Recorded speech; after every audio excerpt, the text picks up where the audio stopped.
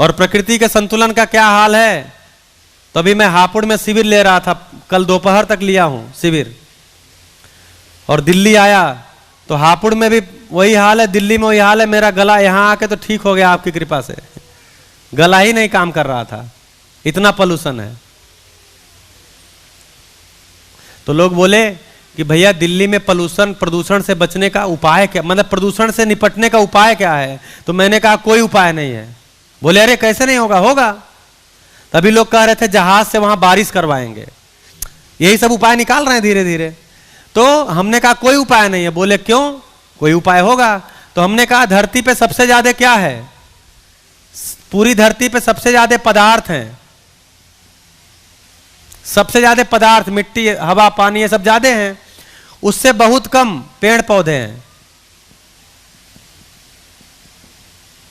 उससे बहुत कम पशु पक्षी हैं, और सबसे कम मानव है। इस धरती पे देखेंगे तो सबसे ज्यादा पदार्थ है, मटेरियल है, उससे बहुत कम पेड़ पौधे वनस्पतियां हैं, उससे बहुत कम पशु पक्षी हैं, और सबसे कम मानव है। तो हमने कहा ये रेशियो जहां मेंटेन रहेगा वहां प्रदूषण नहीं रहेगा। इसीलिए गांव में लगभग ये अनुपात मेंटेन है, इसलिए गांव में प्रदूषण नहीं है। अब दिल्ली में जिधर देखो मुंडी मुंडी ही दिखाई देती खाली आदमी की। तो हमारे डिजाइन में ही फॉल्ट है, हमने दिल्ली जैसा डिजाइन ही क्यों सोचा। आदमी की मुंडी के अलावा कुछ दिखता ही नहीं है, आदमी की मुंडी और गाड़ी, आदमी की मुंडी और गाड़ी। एक सर्वे हुआ कि दिल्ली में जितनी कारें हैं, अगर वो सारी कारें सड़क पे आ जाएं तो दिल्ली की सड़क की लंबाई के अनुसार जो लंबाई तो नाप ही सकते हैं कितनी है, तो एक कार को 3 इंच जगह मिलेगी। अटेगा ही नहीं 3 इंच में, एक के ऊपर एक रखना पड़ेगा। इतनी गाड़ियां खरीद के रख लिए, और रोज अच्छा, और फिर गाड़ी नहीं बिक रही तो मंदी आ गई।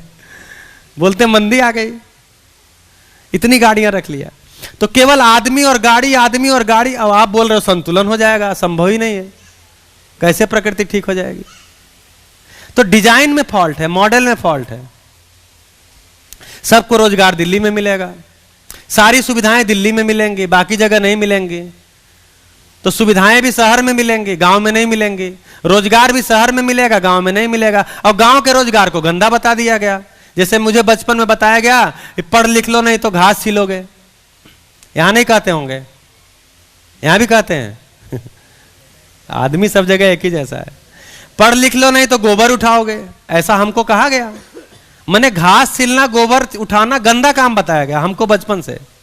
तो जो गांव में रोजगार है उसको गंदा बता दिए, शहर में रोजगार को अच्छा बता दिए। सब शहर के तरफ चले जाओ, फिर चिल्लाओ प्रदूषण हो गया, फिर कहो इससे निपटो प्रदूषण को।